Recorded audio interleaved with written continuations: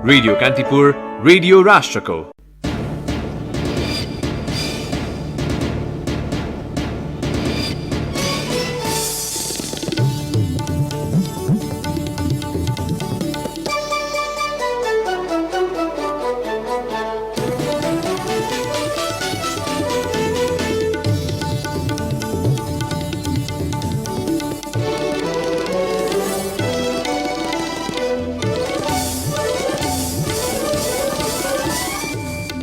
संक्रमितको तुलनामा संक्रमण मुक्त हुनेको संख्यामा उल्लेख्य वृद्धि भएपछि सक्रिय संक्रमित भने घटे।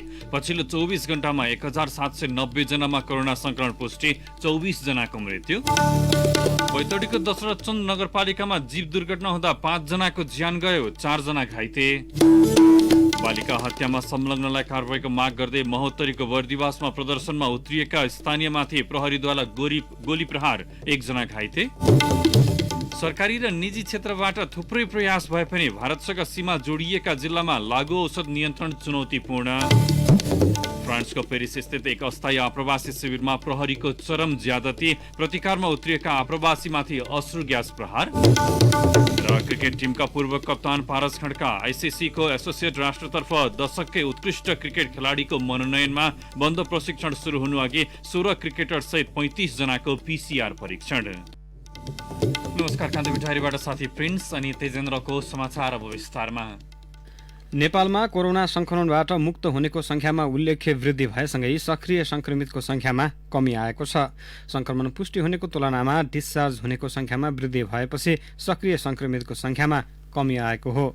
कार्तिक 7 गते 46,691 जना रहेको सो संख्या 1 महिनाको अवधिमा घटेर आज 17,859 मा पुगेको स्वास्थ्य तथा जनसङ्ख्या मन्त्रालयले जनाएको छ। पछिल्लो 24 घण्टामा मात्रै 1790 जनामा कोरोना संक्रमण पुष्टि हुँदा 2791 जना संक्रमण मुक्त भएका छन्। यो सँगै नेपालमा कोरोना संक्रमण मुक्त हुनेको संख्या 2,04,858 पुगेको छ। यो कुल संक्रमितको 91% हो। सक्रिय संक्रमित मध्ये 6,518 जना होम आइसोलेसनमा र 11,335 जना संस्थागत आइसोलेसनमा छन्।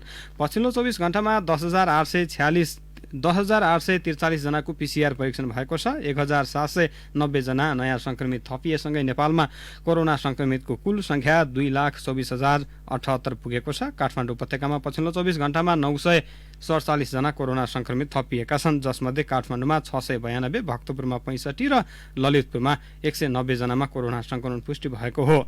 विभिन्न अस्पतालहरूमा 393 जनाको आइसियू र 57 जनाको भेन्टिलेटरमा उपचार भइरहेको स्वास्थ्य मन्त्रालयले जनाएको छ। मन्त्रालयका अनुसार पछिल्लो 24 घण्टामा थप 24 जनाको कोरोना संक्रमणका कारण मृत्यु भएको छ। यो सँगै नेपालमा हालसम्म मृत्यु हुनेको संख्या 1,361 पुगेको छ। बैतडीको दशरथचन्द नगरपालिका 10 बुड्डामा ना 1J2196 नम्बरको जीव दुर्घटना हुँदा 5 जनाको मृत्यु भएको छ, 4 जना घाइते भएका छन्। दुर्घटनामा बैतडीको दशरथचन्द नगरपालिका 5 बसकोटकी पार्वती चन्द, सोही ठाउँकी अर्की पार्वती चन्द, दशरथचन्द नगरपालिका 4 जर्ग गाउँका भगीरथ पाण्डेय, दशरथचन्द नगरपालिका 2 देहीमाण्डौका कृष्ण लावट र सुनरिया गाउँपालिका 4 की कलावती चन्दको मृत्यु भएको जिल्ला प्रहरी कार्यालयका प्रमुख डीएसपी नारायण प्रसाद अधिकारीले बताउनु भयो। मृतक कृष्ण लावट 58 वर्षका छन् भने अन्य सबै 70 वर्ष माथिका रहेको उहाँले उल्लेख गर्नुभयो। भारतीय बजार झुलाघाटबाट पेन्सन बुझेर घर फर्कन लागेका उनीहरू सवार जीव आज दिउँसो 1:30 बजेतिर दुर्घटनामा परेको थियो। घाइतेहरूको जिल्ला अस्पताल बैतडीमा उपचार भइरहेको डीएसपी अधिकारीले बताउनुभयो। जीपमा 11 जना सवार थिए अनि 2 जना यात्रु भने सकुशल छन्। जीप चालक गोपाल कार्की फरार छन्, उनको खोजी भइरहेको प्रहरीले जनाएको छ। बलात्कारपछि बालिकाको हत्या भएको भन्दै संलग्नलाई कारबाहीको माग सहित प्रदर्शनमा उत्रिएका स्थानीयमाथि प्रहरीले महोत्तरीको बर्दिवासमा गोली चलाएको छ।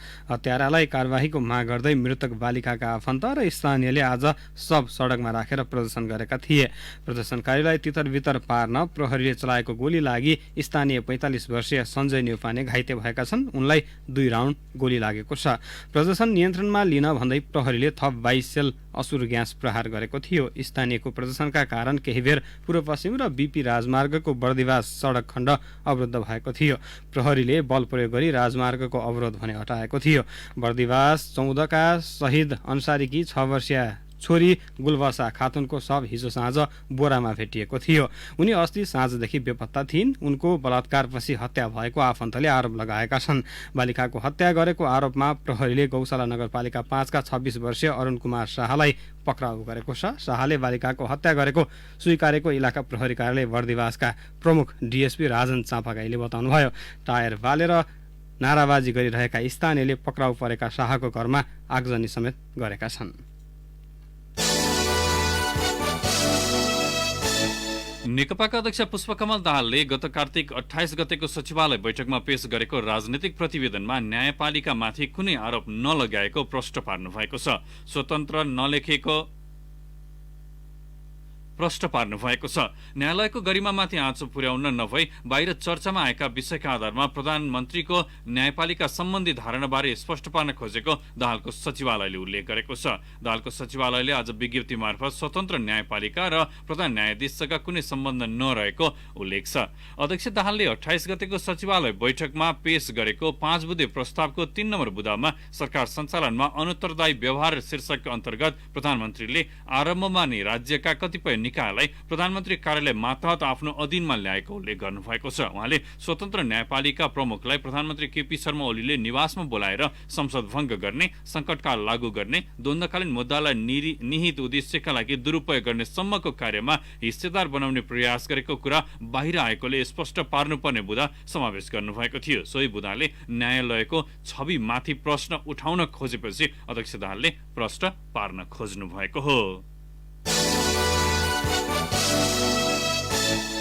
कतारको प्रहरी सेवामा लैजाने भन्दै अवैध रूपमा अन्तर्वार्ता लिइरहेको अवस्थामा वैदेशिक रोजगार विभागले आज काठमाडौँको होप इन्टरनेसनल म्यान पावरमा छापा मारेको छ। विभागले सो म्यान पावरको विभिन्न कागजात समेत नियन्त्रणमा लिएको छ। हिजो मात्र विभागले एसओएस म्यान पावर सर्भिस र डीडी इन्टरनेसनल म्यान पावरमा छापा मारी कागजात नियन्त्रणमा लिएको थियो। पूर्व स्वीकृति नलिई अन्तर्वार्ता लिएको पाइएपछि छापा हानिएको विभागका अनुसन्धान अधिकृत कुशल बरालले बताउनुभयो। अन्तर्वार्ता लिनका लागि कतारको आन्तरिक मन्त्रालयको मानव संसाधन विभागका उच्च अधिकारीहरू समेत काठमाडौँ आएका थिए। विभागले 3वटै म्यान पावर सञ्चालकलाई 24 घण्टाभित्र विभागमा बयान दिनका लागि उपस्थित हुन निर्देशन दिएको छ।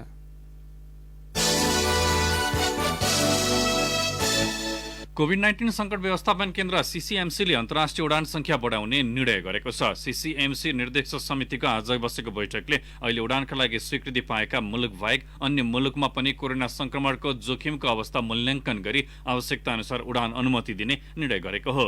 संक्रमणको जोखिम मूल्याङ्कन गरी अन्य मुलुकमा पनि आवश्यकता अनुसार संस्कृति, पर्यटन तथा नागरिक उड्डयन मन्त्रालयले नियमित उडानको अनुमति दिने निर्णय भएको प्रधानमन्त्री तथा मन्त्री परिषद कार्यालयका सचिव महेन्द्र प्रसाद गुरागाईले जानकारी दिनुभयो। विभिन्न सरकारी कार्यालयहरूमा 1-2 जनामा संक्रमण देखिने बित्तिकै सम्पूर्ण सेवा बन्द गर्ने प्रवृत्ति बढेकाले त्यस्तो नगर्न पनि सीसीएमसीले निर्देशन दिएको छ। संक्रमित व्यक्तिहरूलाई आइसोलेसनमा राखेर सेवा नियमित गर्न निर्देशन दिएको गुरागाईले उल्लेख गर्नुभयो। संक्रमण उच्च रहेका र कम हुँदै गएका स्थानमा के कस्ता सेवा सञ्चालन गर्न सकिन्छ भन्ने विषयमा पनि आजको बैठकमा छलफल भएको थियो। कान्तिपुर डायरीमा अब ब्रेकको पालो। ब्रेकपछि कान्तिपुर डायरीमा अब बाँकी प्रसङ्ग। सुरुमा कान्तिपुर सविस्तार। कान्तिपुर सविस्तार। कोभिड-19 महामारीमा निर्वाचन नगरी सर्वसम्मतिका लागि पूर्व अध्यक्षहरूले गरेको पहल असफल भएसँगै उद्योग वाणिज्य महासंघमा नयाँ नेतृत्वका लागि तीव्र प्रतिस्पर्धा देखिएको छ। उद्योगी व्यवसायको छाता संगठन उद्योग वाणिज्य महासंघमा व्यावसायिक हक हित र आर्थिक पुनरुत्थानको बहस भन्दा पनि एक अर्कालाई गलाउने गरी भएको गुटगत भेलामा पूर्व र वर्तमान अध्यक्षहरू समेत खुलेर लागेका छन्। महासंघमा पछिल्लो समय राजनीतिकै प्रतिबिम्ब झल्किने गरी भएको गुटगत प्रतिस्पर्धा अस्वाभाविक मान्नेहरू पनि पर्याप्त छन्। कोभिड-19 ले मुलुकको आर्थिक क्षेत्र आक्रान्त भइरहँदा निजी क्षेत्रको सारथी उद्योग वाणिज्य महासंघमा यतिखेर न्यू नर्मल अर्थात् अर्थतन्त्रको सहज गन्तव्यको बहस सुरु भएको छ। चुनावी सरगर्मीसँगै शिथिल अर्थतन्त्रलाई ट्र्याकमा ल्याउन महासंघभित्र जुन खाले बहस हुनुपर्ने हो त्यो चाहिँ हुन सकेको छैन। कर लिनुपर्ने सरकार र तिर्नुपर्ने व्यवसायी यसै पनि दुई ध्रुवमा छन्। कृषिदेखि जलविद्युतसम्म साना उद्यमदेखि अन्तर्राष्ट्रिय व्यापारसम्मको आर्थिक नीति बनाएर अघि बढ्नुपर्ने भए पनि अहिलेसम्म त्यसो हुन नसकेको गुनासो गर्छन् व्यवसायी गोविन्द ढुङ्गेल। अब आउने नेतृत्वले चाहिँ हामी जस्ता व्यवसायीहरूलाई जसको पहुँच पुग्दैन, व्यवसायका पनि विभिन्न तह र तबका छन्, कोही हाई लेभलको व्यवसाय गर्ने, कोही लो लेभलको व्यवसाय गर्ने, मझौला व्यवसायीहरू, त्यस्तोको चाहिँ डाइरेक्ट छाता संगठन उद्योग वाणिज्य महासंघकै भर पर्नुपर्ने हुँदा यस्ता कुराहरूलाई ध्यान दियोस्। महासंघमा यतिखेर झण्डै राजनीतिक दलकै जस्तो गरी गुटगत भेला र तीव्र चुनावी प्रतिस्पर्धा छ। वरिष्ठ उपाध्यक्षका लागि चन्द्र ढकाल र किशोर प्रधान प्यानल सहित मैदानमा छन्। ढकाललाई पूर्व अध्यक्षहरू चण्डीराज ढकाल, सुरज वैद्य, प्रदीपजङ पाण्डे लगायतको समर्थन छ भने प्रधानलाई वर्तमान अध्यक्ष भवानी राणा, आगामी कार्यकालका अध्यक्ष शेखर गोल्छाले प्यानल सहित प्रचार गरिरहेका छन्। यस्तै पूर्व अध्यक्षहरू कुशकुमार जोशी, रविभक्त श्रेष्ठ, पद्म ज्योति, पशुपति मुरारका लगायतको समर्थन छ। महासंघमा चरम गुटगत राजनीति अन्त्य गर्नका लागि विधान संशोधन गरेर वरिष्ठ उपाध्यक्षको निर्वाचन व्यवस्था गरिए पनि महासंघमा पुरानै नियति दोहोरिएको वरिष्ठ उपाध्यक्षका उम्मेद्वार ढकालको आरोप छ। त्यो आउने चाहिँ जुन अध्यक्षले एउटा निर्विवाद रूपमा इन्डिपेन्डेन्ट हिसाबले जो टिममा चाहिँ आउँछ त्यो टिम नै उसको टिम भएर काम गरोस् भन्ने मान्यताका साथ नेपाल उद्योग वाणिज्य महासंघको चाहिँ विधानको चाहिँ व्यवस्था गरिएको चाहिँ थियो र त्यही विधान अनुसार चाहिँ अहिले शेखर गोल्छा अध्यक्ष हुँदै हुनुहुन्छ यो 13 गते पछि। तर हाम्रो चाहिँ विधान विपरीत भन्छु म। वास्तवमा अहिले चाहिँ उहाँले चुनावी प्रतिस्पर्धामा चाहिँ रहेको एउटा क्यान्डिडेटलाई चाहिँ बोकेर चुनावी प्रचार प्रसार गर्न चाहिँ हिँड्नुभयो। त्यो चाहिँ साँच्चै भन्दाखेरि महासंघको चाहिँ विधान भन्दा पनि फरक हिसाबले चाहिँ गएको चाहिँ देखिन्छ। वरिष्ठ उपाध्यक्षका अर्का दावेदार प्रधान भने ढकालको आरोप स्वीकार गर्दैनन्। महासंघको आगामी कार्यकालको नेतृत्व गर्न लागेका शेखर गोल्छाको आर्थिक एजेन्डालाई पूर्ण कार्यान्वयन गर्न सहकार्य गर्न खोजिएको प्रधानको दाबी छ। उहाँहरूले त्यही व्यक्तिले जो निर्वाचित भएर आउनुभयो अथवा हिजोको व्यक्तित्वलाई निर्वाचित गराउनु जसले प्रयास गर्नुभयो त्यति बेला गरेको कुरा चाहिँ कुनै राजनीतिक भएन र अहिले चाहिँ राजनीतिक भयो भन्ने जुन दोषारोपण साथीहरूको लागेको छ त्यो सरासर गलत हो। कुनै पनि व्यक्ति जो पदमा पुग्छ त्यसले चाहिँ आफ्नो टिम छान्नुपर्ने अधिकार छ भनेर सबैलाई थाहा। त्यो कार्यकालमा सफल बनाउनको लागि चाहिँ उसको टिमको आवश्यकता हुन्छ। कोभिड-19 का कारण चौपट अर्थतन्त्र उकास्नका लागि ठोस आर्थिक योजना र बहस हुनुभन्दा पनि गुटगत भेलामा केन्द्रित हुनु विडम्बना भएको अर्थ जानकारहरू बताउँछन्। यसअघि पूर्व अध्यक्षहरूले सर्वसम्मतिको प्रयास गरे पनि सफल हुन नसकेपछि महासंघभित्र फोहोरी खेल समेत सुरु भएको छ। उद्योग वाणिज्य महासंघ उद्योगी व्यवसायको छाता संगठन बन्न नसकेको अर्थविद केशव आचार्यले गुनासो गरे। समग्र राष्ट्रको अर्थतन्त्रको कुरा गर्ने भन्दा पनि अब कोही एउटा मदिराको समूह आउँछ, कोही कपडाको समूह आउँछ, कोही पाम तेल आयात गर्नुपर्ने भनेर आउँछ। त्यसरी एकमुष्ट के हो त? कहाँ गयौँ भने यो मुलुक राम्रो हुन्छ भनेर त्यसरी राज्यसँग निजी क्षेत्र बसेर राम्रोसँग छलफल गरेको चाहिँ देखिएन। महासंघमा वरिष्ठ उपाध्यक्षका उम्मेद्वारहरू कोभिड-19 अर्थतन्त्र उकास्नका लागि ठोस योजना सहित आएका छैनन्। यो बीचमा उनीहरूलाई मत दिने तयारीमा रहेका संयौं व्यवसायीहरू करिब करिब पलायन हुने अवस्थामा छन्। महासंघमा भोट दिएर पठाए पनि आफ्नो मतको सदुपयोग हुनेमा अथवा आफ्नो माग सम्बोधन हुनेमा उनीहरू विश्वस्त हुन सकेका छैनन्। जसरी व्यवसायीहरू आफ्नो नेतृत्वप्रति ढुक्क हुन सकिरहेका छैनन् त्यसरी नै कोभिड कालको अन्त्य लगत्तै मुलुकको अर्थतन्त्र पनि ट्र्याकमा आइहाल्ने निश्चित छैन। रेडियो कान्तिपुरका लागि अनिल परियार। कान्तिपुर सविस्तार।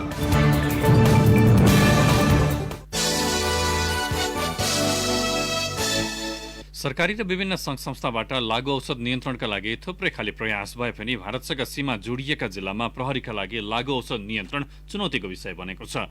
खुल्ला सीमा, लागु औषध नियन्त्रणको प्रभावकारी नीति र त्यसको कार्यान्वयनको समस्याले लागु औषध प्रयोगकर्ता मात्रै होइन ओसार प्रसार र व्यापार प्रहरीका लागि पछिल्लो समय टाउको दुखाइको विषय बन्दै गएको छ। सुनसरीबाट सहकर्मी अर्जुन सुवेदीको रिपोर्ट। अत्यन्तै धेरै लागु औषधको चाहिँ कारोबारीहरू हामीले पक्राउ गरिरहेका छौँ। यसको मतलब के हो भने यो जिल्लामा पहिलेदेखि लागु औषधको यो खालको कारोबार र यो खालको व्यवसाय चाहिँ पहिलेदेखि नै थियो र त्यसलाई हामीले आइडेन्टिफाई गरेर नयाँ तरिकाले अपरेसन गरेर यो सक्सेसहरू प्राप्त गरिरहेका छौँ। सुनसरी प्रहरी प्रमुख एसपी कमल थापाको यो भनाइबाट भारतीय सीमावर्ती जिल्लाहरूमा लागु औषधको कारोबार पहिलेदेखि नै फस्टाएको प्रष्ट हुन्छ। सुनसरी, मोरङ र झापाका सीमावर्ती भारतीय बजारबाट सहजै भित्राइने लागु पदार्थ पूर्वका धरान, दमक, विराटनगर, इटरी, बेलबारी, पथरीमा मात्र होइन पहाडी जिल्लाका बजारसम्म पुग्ने गरेको दाबी प्रहरीको छ। प्रहरीले सुनसरीमा मात्रै 6 महिनाको अवधिमा 100 जनालाई पक्राउ गरेको छ। लागु औषधको कारोबार गर्ने गिरोहलाई लक्षित गरी सञ्चालनमा ल्याइएको विशेष अभियानको क्रममा ठूलो परिमाण र संख्यामा एकपछि अर्को कारोबारी पक्राउ परे पनि प्रहरीका लागि लागु औषध नियन्त्रण चुनौतीको विषय बनेको हो। लागु औषध विरुद्धको स्वीप अपरेसनबाट अहिलेसम्मकै सबैभन्दा ठूलो सफलता हात पारेको दाबी गरेको प्रहरीले खुल्ला सीमा नाकामा हुने आवत जावतले नै लागु औषध ओसार पसार मौलाएको दाबी गर्ने गरेको छ। पुनः सुनसरी प्रहरी प्रमुख एसपी थापा।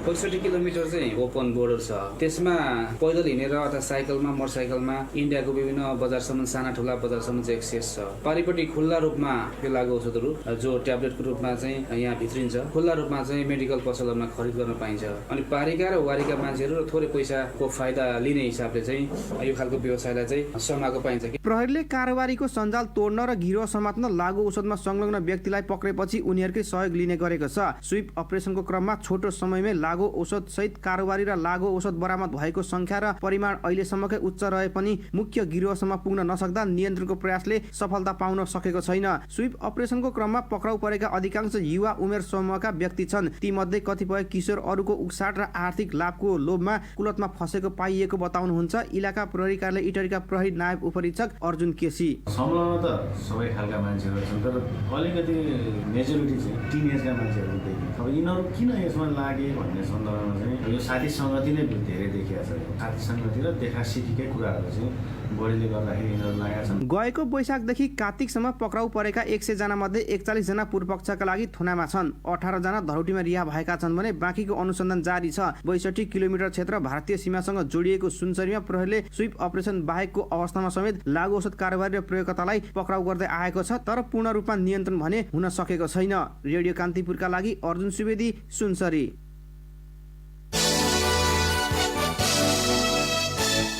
सिन्धुपाल्चोकको हेलम्बु गाउँपालिका महाकाल सेराका युवाहरूले कृषिबाट मनग्गे आमदानी गर्न थालेका छन्। 10 जना युवाहरूको संयुक्त लगानीमा सञ्चालित बिग एग्रिकल्चर्स प्रणालीले लियर्स कुखुरा, अर्गानिक च्याउ र कागतीबाट मासिक 60 लाख रुपैयाँसम्म आमदानी गर्न सफल भएको छ। सिन्धुपाल्चोकबाट सहकर्मी कमला पाखरिनको रिपोर्ट। हेलम्बु गाउँपालिका महाकाल सेरा गाउँका 41 वर्षीय विनोद लामिछानेसँग अधिवक्ताको लाइसेन्स छ, तर उनले ओकालतबाट भन्दा पनि कृषिबाट राम्रो कमाइ हुने देखे। त्यसैले उनी अचेल सेराफाडमा कृषि व्यवसायमा जम्दै र रम्दैछन्। कृषि व्यवसायमा आबद्ध व्यावसायिक कृषकहरूलाई चाहिँ हामीले यसमा आबद्ध गर्ने र आफ्ना आधारभूत आवश्यकताहरू चाहिँ परिपूर्ति गर्नको लागि सम्बन्धित सरकार अलङ्कारहरूलाई घचघच्याउने र त्यहाँ गएर चाहिँ आफ्ना जे जति आवश्यकता छन्, जे जति उपलब्धि छन्, जे जति चाहिँ सम्भावना छन्, जे जति अवसरहरू छन्, सबै कुरालाई चाहिँ दृष्टिगत गर्दै आगामी कार्यक्रमहरू सञ्चालन गरेर अगाडि जाने हाम्रो ध्येय छ। 12,000 कुखुराले एकसाथ अण्डा दिन थालेका छन् भने च्याउ र कागती खेती पनि उत्तिकै राम्रो छ। च्याउको बिउ पनि उनीहरूले आफ्नै प्रयोगशालामा उत्पादन गर्ने गरेको प्राविधिक सुस्मिता लामिछाने बताउनुहुन्छ।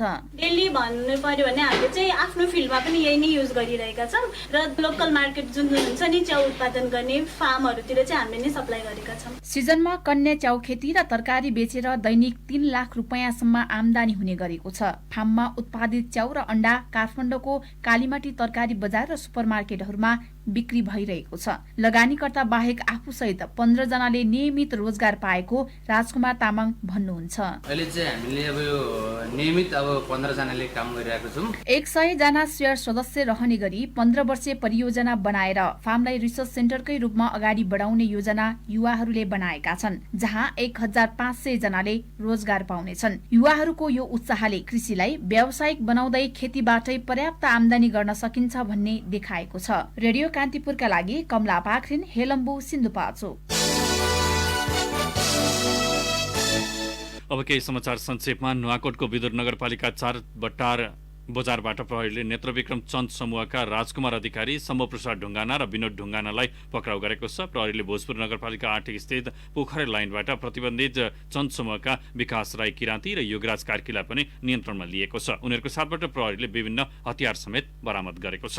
कोरोना महामारीका बीच कक्षा 12 को परीक्षा आजबाट सञ्चालनमा आएको छ। परीक्षामा 4,15,000 बढी परीक्षार्थी सहभागी रहेको राष्ट्रिय परीक्षा बोर्डले जनाएको छ। 4,105 वटा परीक्षा केन्द्र तोकिएका छन्। संक्रमण जोखिम कायमै रहेकाले परीक्षा सञ्चालनमा विशेष सावधानी अपनाइएको छ। नेपाली बजारमा आज सुनको भाउ प्रति तोला 1,800 रुपियाँले घटेर 92,500 रुपियाँ कायम भएको छ। हिजोको तुलनामा चाँदीको भाउ पनि प्रति तोला 30 रुपियाँले घटेर 1,180 रुपियाँमा कारोबार भयो। 12,000 रुपियाँ घुस लिइसकेको अवस्थामा पक्राउ परेका रूपन्देहीको मुर्गिया स्थित सब डिभिजन वन कार्यालयका वनरक्षक प्रेमचन्द्र विश्वकर्मा विरुद्ध अख्तियार दुर्व्यय अनुसन्धान आयोगले आज विशेष अदालतमा भ्रष्टाचार मुद्दा दायर गरेको छ। बाराको विश्रामपुर गाउँपालिका 3 स्थित मुसरुवाबाट सशस्त्र प्रहरीले करिब 1,17,000 रुपियाँ बराबरको चाँदी बरामद गरेको छ। संलग्न व्यक्ति भने फरार रहेका छन्। सशस्त्र प्रहरीले उता झापाको कचनकवल गाउँपालिका 1 स्थित मरिच बगानबाट करिब 2 लाख रुपियाँ बराबरको विभिन्न औषधि पनि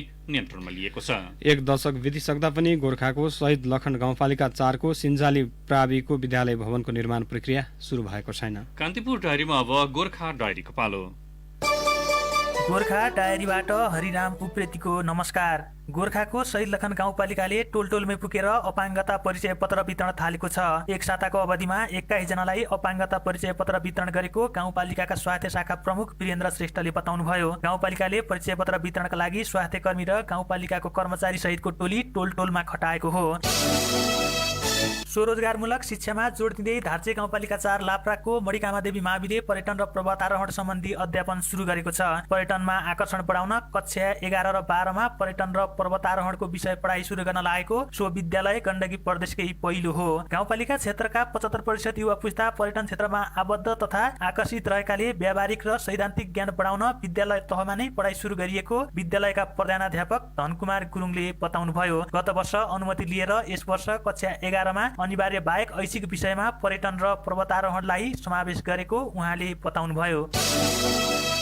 चरीचरणका लागि हिमाली भेगमा पुगेका भेडा जाडो छल्न बेसी झार्न थालिएको छ। बारपाक, लाप्राक, गुम्दा, लापु, इया, सिर्दीबासका खर्कहरूमा रहेका भेडीगोड बेसी झारिएको हो। अहिले बेसी झारिएको भेडीगोड वैशाख जेठमा पुनः लेकमा उकाल्ने बारपाककी सीता घलेले बताउनुभयो। यहाँका व्यावसायिक भेडा पालकहरू गर्मीको सिजनमा चरीचरणका लागि तिब्बतको सीमा क्षेत्रसम्म भेडा पुर्याउँछन्। भेडालाई चिसोबाट बचाउन र न्यानो खोज्न वर्षेनी यो सिजनमा भेडीगोड बेसी झार्ने घलेले बताउनुभयो।